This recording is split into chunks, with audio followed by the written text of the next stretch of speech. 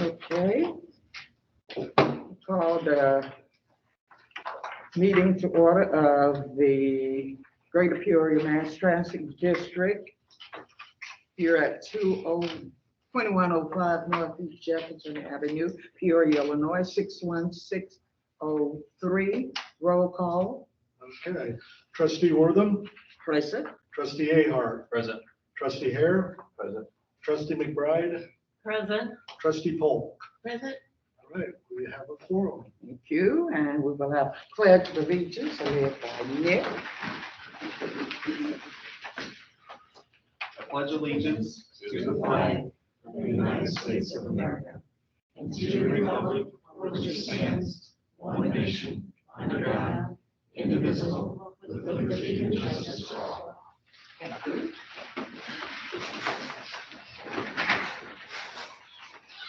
Okay. Take it that everyone received the minutes for November 15th, 2021. Are there any additions or corrections? Hearing none, the minutes stand approved as circulated. Do we have any communication? No, we did not. Okay. Report of officers. So that Jeff would think he was the only one that had to write a report. I do have my report. It was very short. Okay, but I did attend after Expo, November the 7th through the 10th in Orlando, Florida. There were 800 exhibitors there. They had 4 learning zones, one on innovation, one on solutions and challenges. Then we had one on procurement, and then there were what they call a hot topic area. There were national speakers there, as you know, Buttigieg was on Zoom, and Nuria was there for a while, but she left. Such a busy young lady, and she did go to school here in Peoria. She's a product of Bradley University. Yes, she is. Yes. So we have someone at FTA who may know our names. Okay. Also, we had our committee meetings, and then we had new officers for after. Jeff Nelson, who is now in the Rock Island area, is the new CEO. He's president. The CEO of Rock Island is now president. And we have a transit board member as vice president, and his name is Kevin Hollensendorf from Jacksonville, Florida. He has been president of the transit board members at one time before this. Okay, also, what was really interesting to me is that AFTA had 34 scholarship recipients, and we got to see all of them. They were presented. And the reason why I think this is kind of important, because we have what they call the foundation. And I did bring this. And we're able to donate to this foundation. And according to what you give, you have a designation, could be diamond, platinum, gold, silver, bronze, or sustaining. That means you just pay so much a year until you pay up. They want you to get at least in $1,000 range. But what they do with that money is that they are able to train people who are interested in going into transit.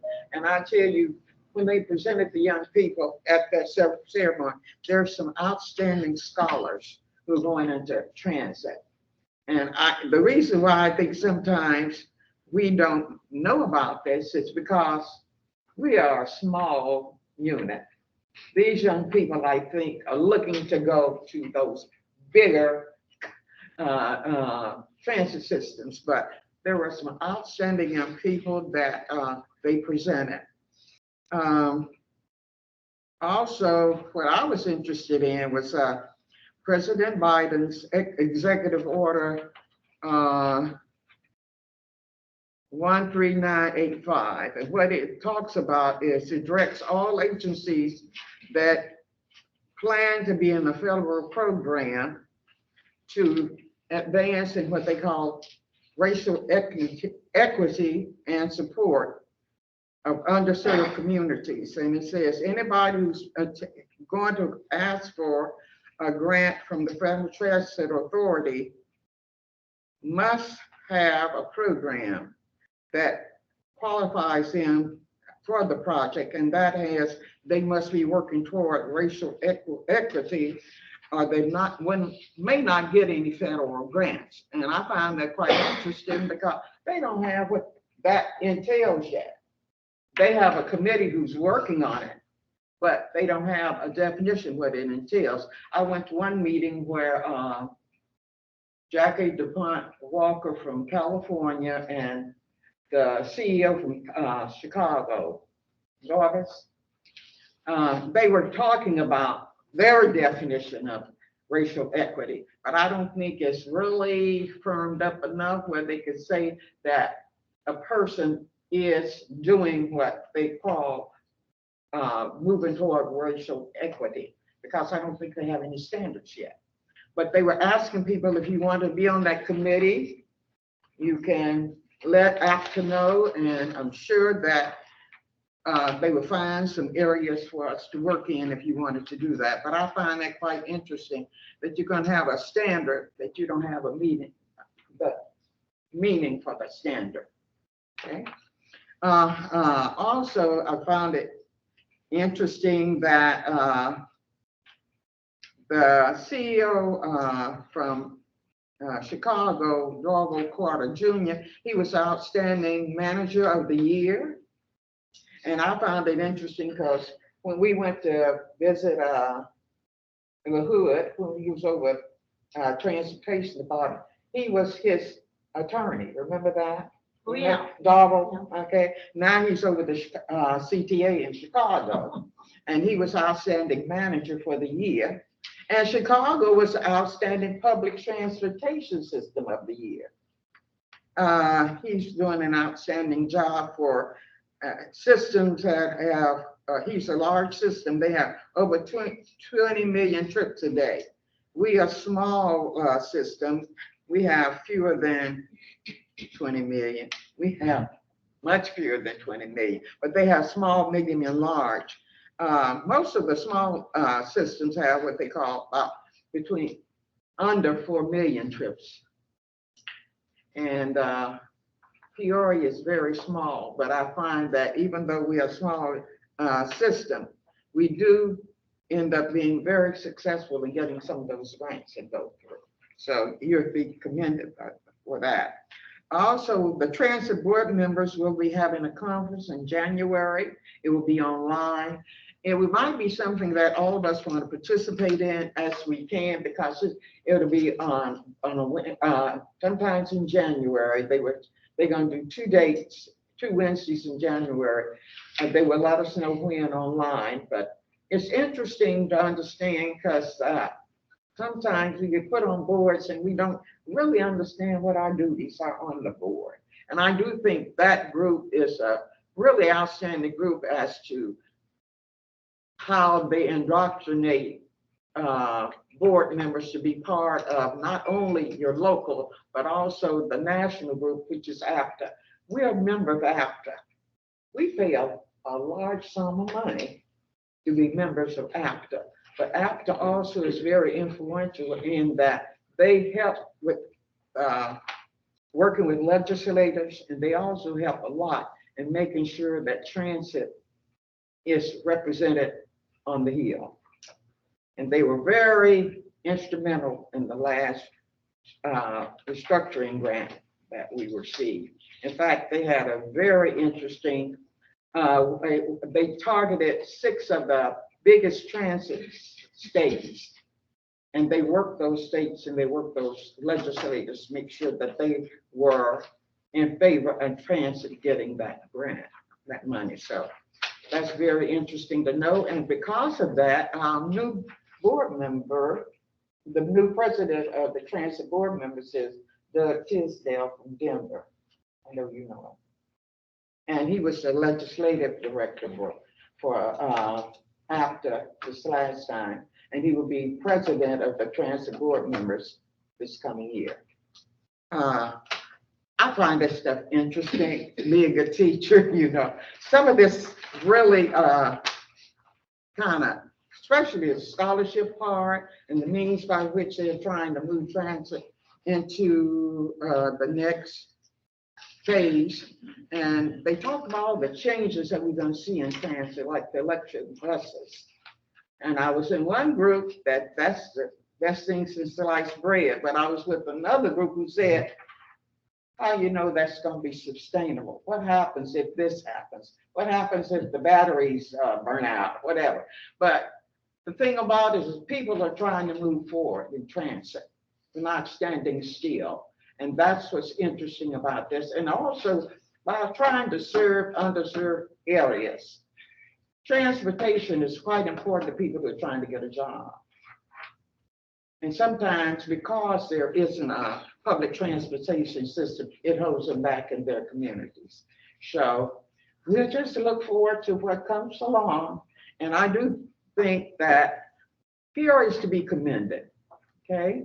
I think with our new structure coming up, that I think that we will see some new and different things, and I think we'll be able to expand.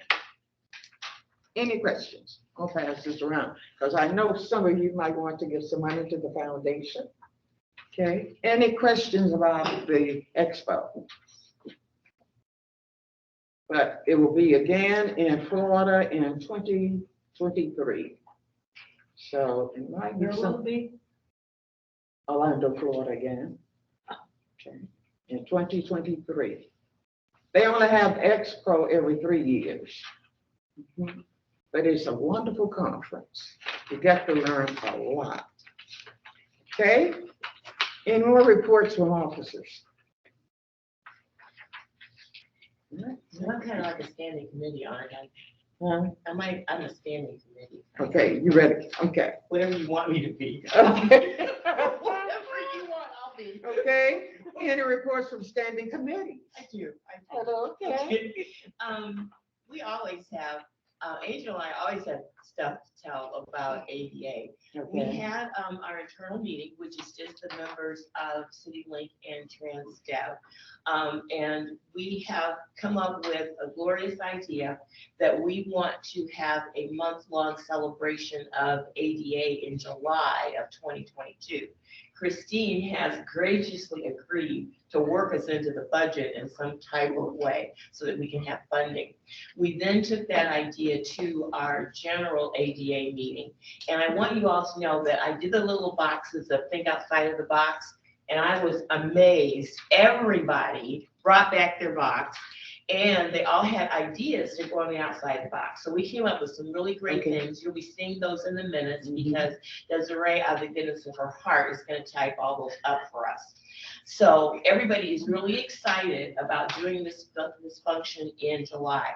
We want to make it a citywide thing so that everyone knows that Peoria is all about what we can do for our clients that have disabilities, and that we are aware of that both from the fixed route, both from the TransDev side. And so we are really, really looking for ideas. We're looking for a location. We're going to include the city ADA committee as well. So those are our big highlights. And so stay tuned for more details, and we will be asking for volunteers. We want benefactors to help us. So anything that you can think of to help us make this a tremendous celebration. We're giving you plenty of time to work on it, and we are just really, really, really excited. And our meetings are open. You may come and see us anytime that you like, learn what we're doing, put your input. Just know that we are going to make a difference in Peoria for our clients. Okay, Thank you very much. Very good. Any, I know you have a celebration report. Yes. I have a Stuffle Bus report. This is the last time this year, anyway.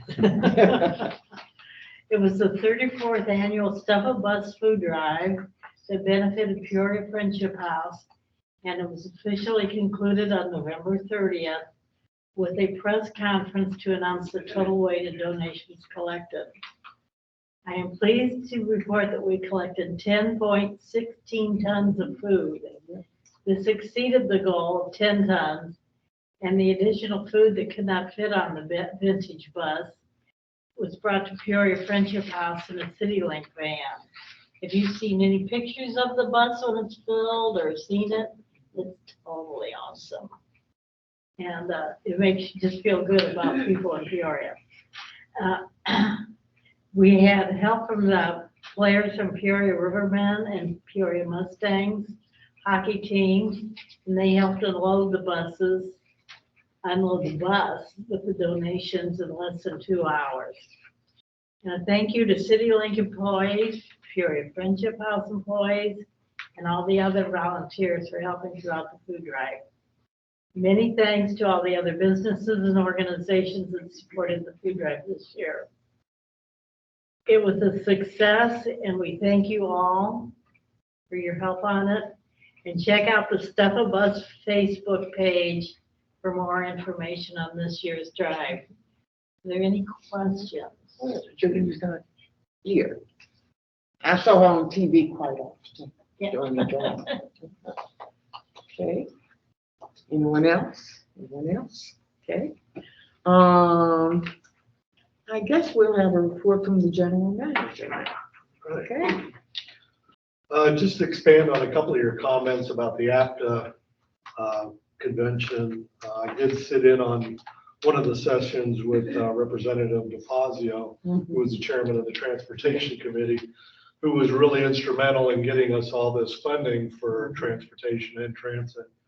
And the takeaway I got from him was, yes, you're getting lots of money. We expect lots of different things.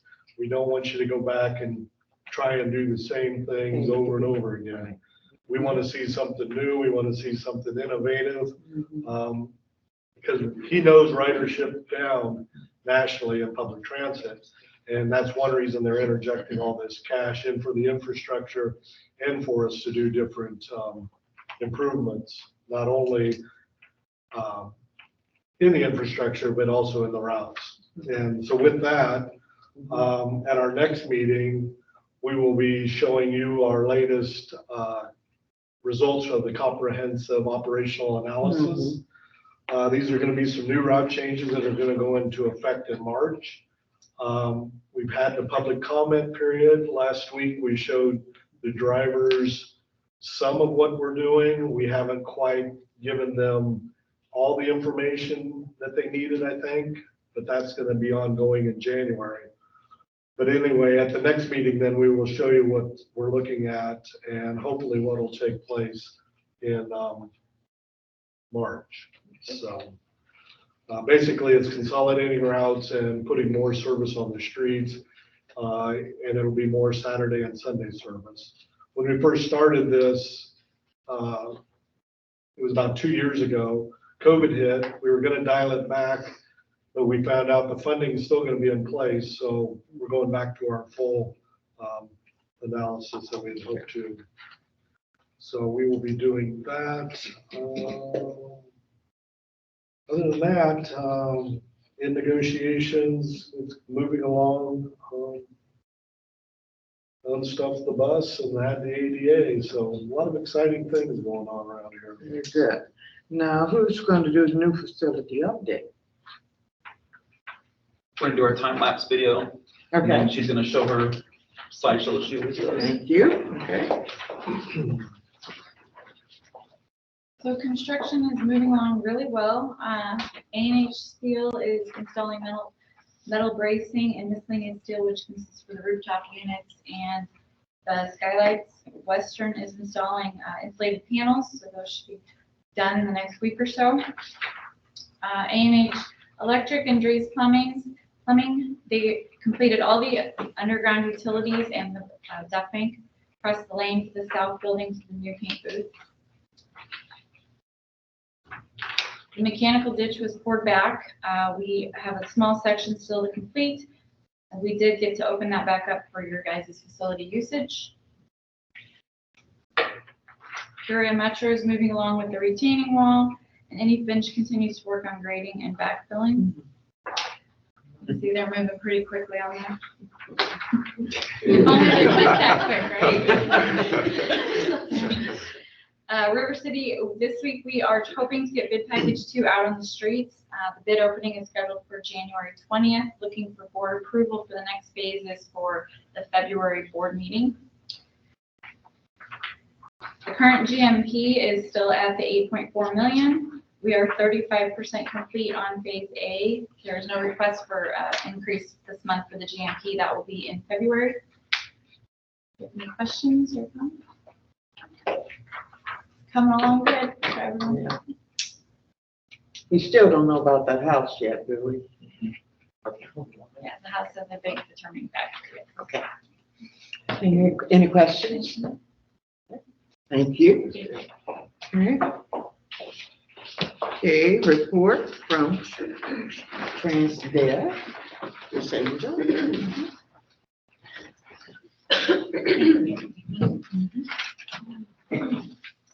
Outside of what you already have in your packets, I'll just give you kind of a brief update on recruiting and training. I'm extremely happy to say I have an incredible young lady on our skills course. She completed her classroom on Friday and she is on our course today. I have 3 in classroom that started today. And right now, didn't put anywhere, I have 3 scheduled to start on class on Monday. So by the end of this year, I'll have 4 new graduates and 3 more on the first part of January. So we're moving along on that. Very much relieved to be able to say that. Recruiting has been definitely a challenge, but we are starting to get more people coming through the door and applying and coming to the interviews and passing all the qualifications. So it's a good time right for that. With that, our on-time performance today was really, really good. We did great up until this afternoon. It got a little hairy there. We had a couple issues with some passengers, nothing serious or anything, but it caused it to dip a little bit, but we still ended the day at 90, so we're pretty happy with that. Our ridership is slowly increasing. One thing I would like to mention, if I didn't tell you guys already, I know I talked about the mobile app that we have. It's really, really popular. We're starting to sign more and more people up for it, and it's reducing our hold times on the phone because people are able to go on and look at their own rides. They don't have to call us, ask where their ride is, they can just look it up. So it's doing really, really well. If anyone wants a flyer on it, I gave a whole bunch to Desiree. Get them for you. If you know any of your folks who use City Lift, please tell them to get a hold of me, and we would love to sign them up. This month, and I'll put this in the next report, but I went to a Dunlap transitional fair at the high school last Thursday night. I've gone to several of these over the years, but this one was the best one I've ever been to. It was completely full. There's a lot of our partners there, Epic, Community Workshop, a lot of the different agencies that service people with disabilities were there. Made a lot of connections, signed a few people up for the mobile app, signed a couple locations up for what we call our centers portal. That's for the facilities to keep track of their own individuals. So that they don't have to call, so they can just see right there who's coming and going for them. As Ms. Polk said, we had our ADA committee meeting. We hosted it at Transdev this time.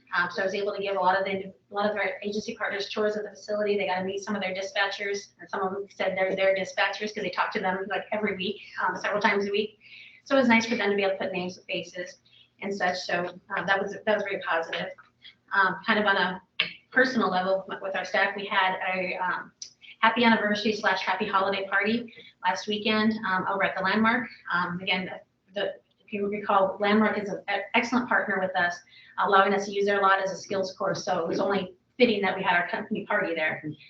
We had one of our drivers who was the DJ. We had a good time. Ms. Polk stopped by, had a good time with us.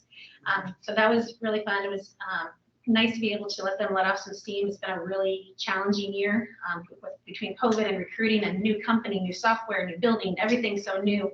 We've been going 110 miles an hour nonstop since the day we started. So it was nice to have some of those folks let off some steam, have a little dance, have a little food. It was good. And so with that, that's what's going on over at City Lift. Any questions?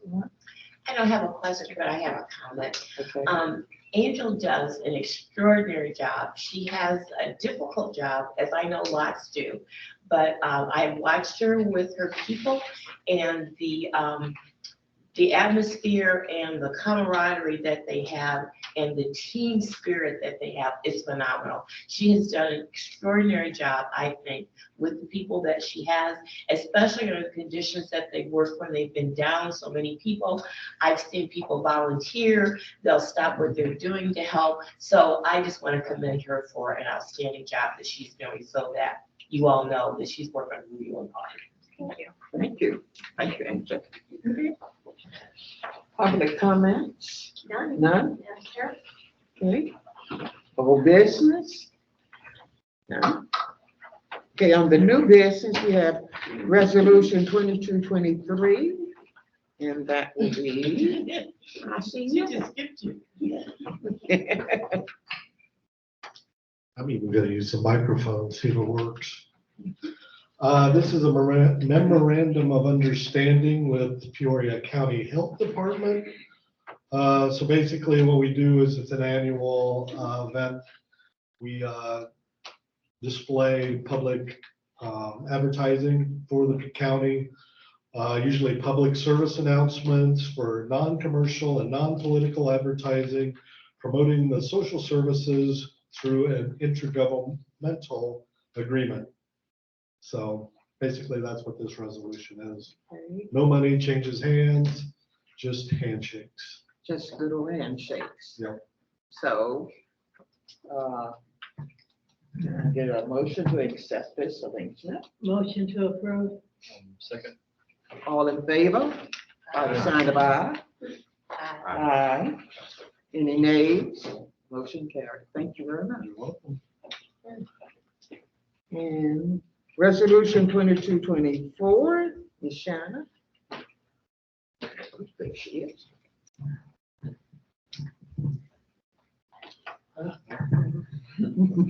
Use the mic. Good evening, everyone. Good evening.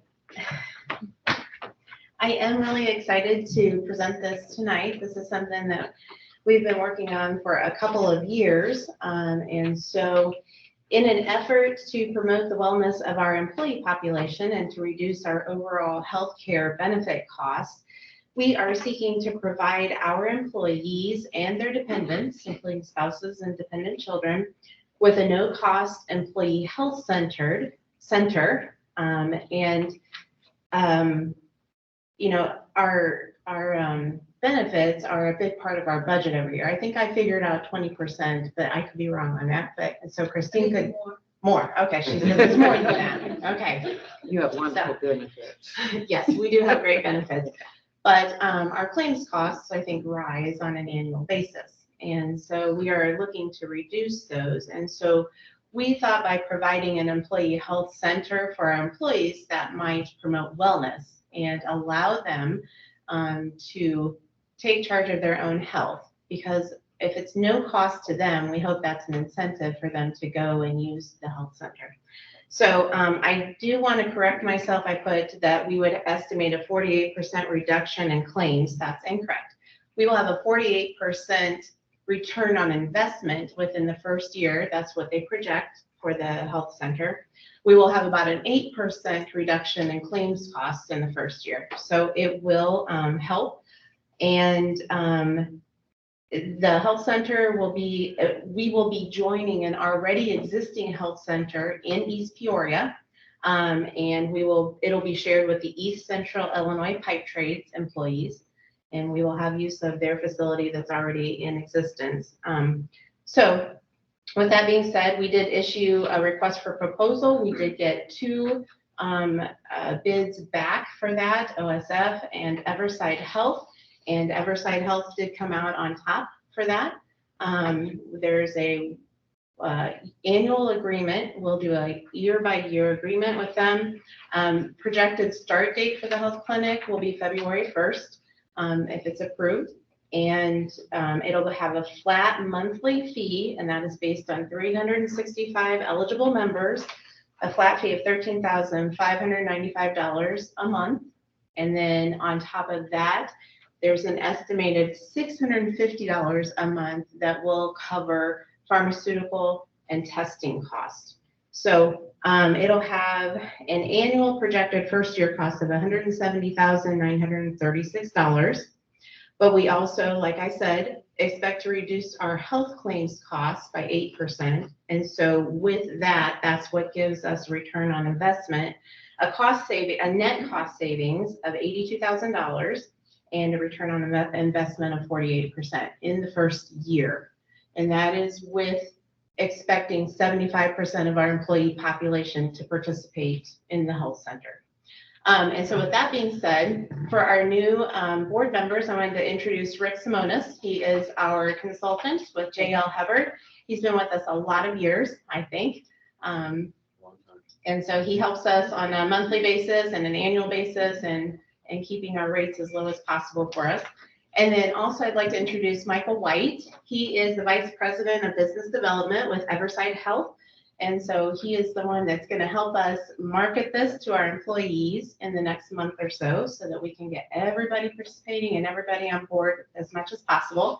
And then he's also here if you have any questions for him. Okay, so this is the totally new name for me, never heard of you. Love the way the numbers sound. I'm a employee here. I decided to utilize your services. I have to go to the hospital. Do I have a particular hospital that I have to go to? Is this an HMO? Is it BP? You know, where am I falling in those? Rick, I invite you to participate with me on this, but my response to that is we work with your plan. Okay. So our providers in the health center in East Peoria, they're going to understand your plan Okay. and where we need to refer you to. Gotcha. Yeah, and your health insurance plan doesn't change. Got it.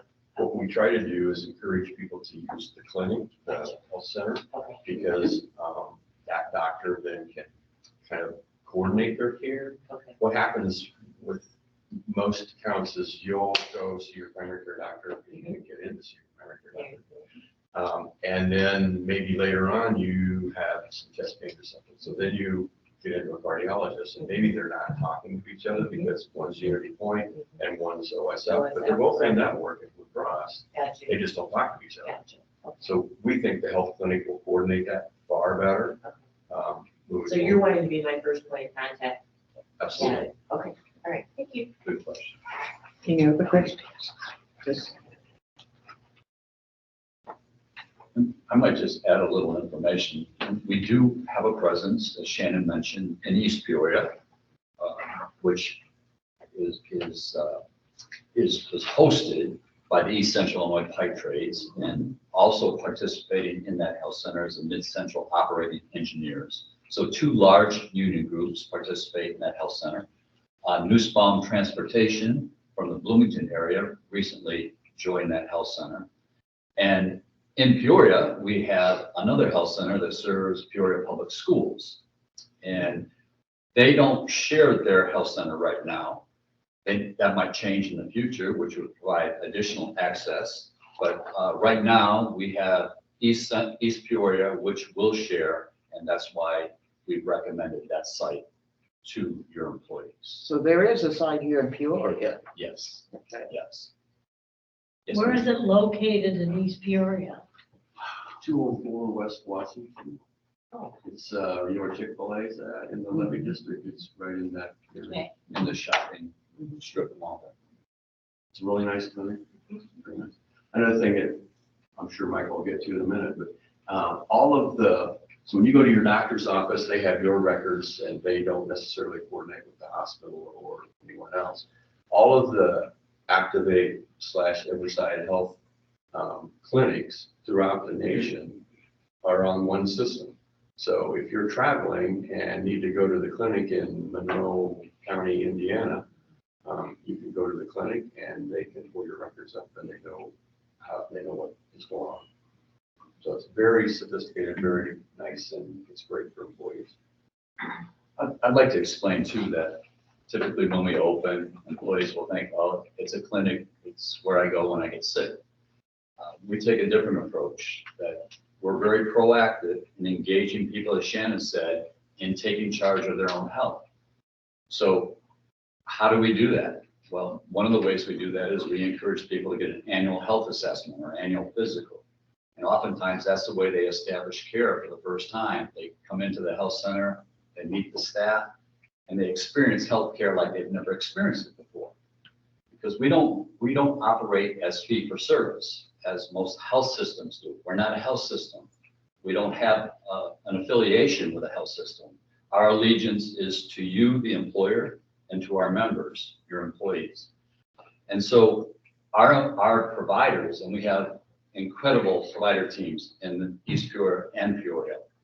They can spend as much time as they want to or need to with the patient and address all of their health concerns. So they're not coding for, okay, you came in here with a sore elbow, that sore throat will address on your next visit. No, if you walk in that health center and you've got 5 different health issues, they can spend as much time as necessary addressing every one of those issues. So it's healthcare, hopefully, like you've never experienced before. And we're very proactive in finding any gaps in care. If people are due for a test or an immunization, then we're going to point that out. We're going to be proactive and working with you as your partner and really getting people to participate in the health center.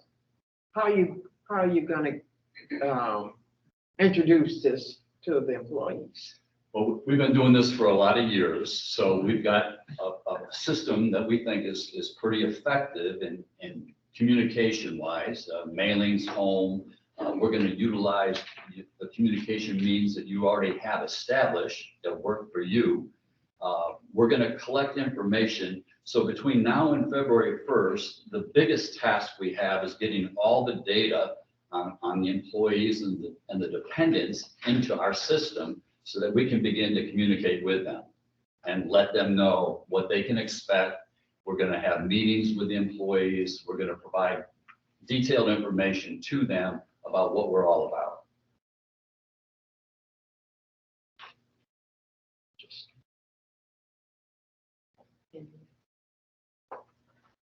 We have, resolution 2024. Do we have a motion? I'll make a motion. Second? A second. Okay, roll call vote. Trustee Wortham, Approved. trustee Ahart, Approved. trustee Hare, Approved. trustee Polk, approved. Yourself. Well, I knew that. I was saving that. Oh, okay. Okay, Trustee McBride, approved. thank you. Shannon, we look forward to seeing all our problems solved. As far as health is concerned, right? Item number C. CEO, okay. All right. First of all, thank you for passing that last resolution. One of the more exciting projects I've been involved in here. There's been a lot of exciting projects, but I'm really looking forward to that one taking off and doing great things for us. So now on this subject, I want to apologize that I didn't get it settled. So we did have another meeting with Transdev Friday afternoon at 2:00. There was questions and good discussion. And I've been on everywhere I could on this subject. And every time I think I got my mind made up, it goes the other way. But finally, the thing that compelled me the most to pull it from the agenda was the actual revenue hours versus the RFP monthly revenue hours. I had a resolution ready to go, and we were going to have to subsidize all the revenue hours until we were at 85%. And after our discussion on Friday, here's what we've been doing for revenue hours. Started in December, and these are the projected RFP monthly revenue hours. And so our percentages were 58%. We were up to 73%. Now we're down to 62%. So I don't know that we're ever going to hit 85%. And there's kind of our rates where we're at, even trying to hit 85%. So one of the things in the contract language was if you don't hit the 15%, you can renegotiate. And personally, that's where I think we're at on this contract. I just don't, I have to plead ignorance, sorry, but because First Transit had an opportunity to bid on this contract, I was not involved in it. So I really don't know where a lot of the stuff came from or how it got there. But the 67, we're a long ways from that, and I don't know that we'll ever reach it during this contract. So I think it's time for us to take a step back, renegotiate, maybe come up with different RFP monthly revenue hours, and see if that makes a difference for everybody involved. I just don't think it's fair to us and to Transdev at this point on what we're trying to do with this contract. So there's my 2 cents worth. I guess I'll answer any questions. Sorry. Can you explain that last right-hand column again, the 15%? Yeah, this is something Transdev put together, was compared to the 15% opener. Because if we made 85% of the contract, that was when we don't have to pay them any more, what I call subsidy. And that might not be the right word or term. So, we're 62% from the actual RFP revenue hours. We're 38% from that number. So even, from the 85% number, the closest we've been is 27%. So we still have to make up that difference from where we're at up to the 85%. So we'd still be paying them, 38% versus 62%. So we're a little more, hitting the 85% number.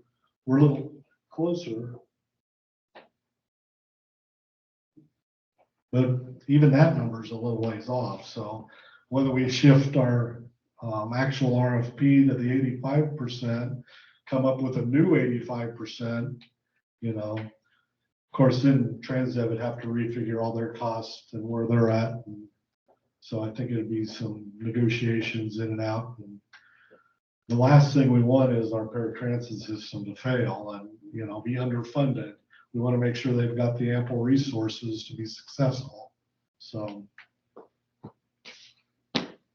what are some of the major issues in this? Are we talking about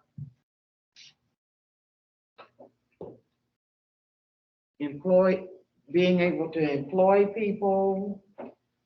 What are the major issues? Well, number one is probably employing people, because we definitely, without having enough people, we can't spread the wealth. Our vehicles are very packed right now. So if we have more drivers, we can separate some of those vehicles out a little bit more. That would increase our revenue hours and provide less time on the bus for a lot of the passengers, better experience for sure. But also it's getting people to come back. We're not to pre-COVID levels yet. We used to provide pre-COVID, I'd say close to 800 trips a day. And now we're providing about 500 trips a day, a little over 500. It's steadily going up. When we first took over, it was 250. Now it's averaging about 5 to 520 a day. So as those numbers go up, our revenue hours will go up, and we'll get closer and closer to the pre-COVID numbers that we're bid on. So there, right now, COVID as well as not being able to get people to work. Yes. Okay. At least the second part, actually both parts are getting better. There are people getting more comfortable coming out with it now that people can get fully vaccinated, booster shots. But we are seeing some people, still a little bit nervous, quite frankly, so both employees and passengers, of course. Yeah, because even on the fixed route side, we were up around 7,000 rides a day pre-COVID, and we're at 5,500 rides a day now. So, we've seen a similar decrease. So, No, I love her. That's one thing when we had our transit board committee meetings, we've been blessed in Peoria because most of the time they don't have enough drivers in the big cities. And they're having, so the answer, maybe we can seek answers and see what other people are doing, contracts, because a lot of the bigger cities are not able to do all their routes because they don't have the workers showing up. Right. this year. How big do you think this committee will be and it'll be comprised of? That's going to be up to the board chair. Oh.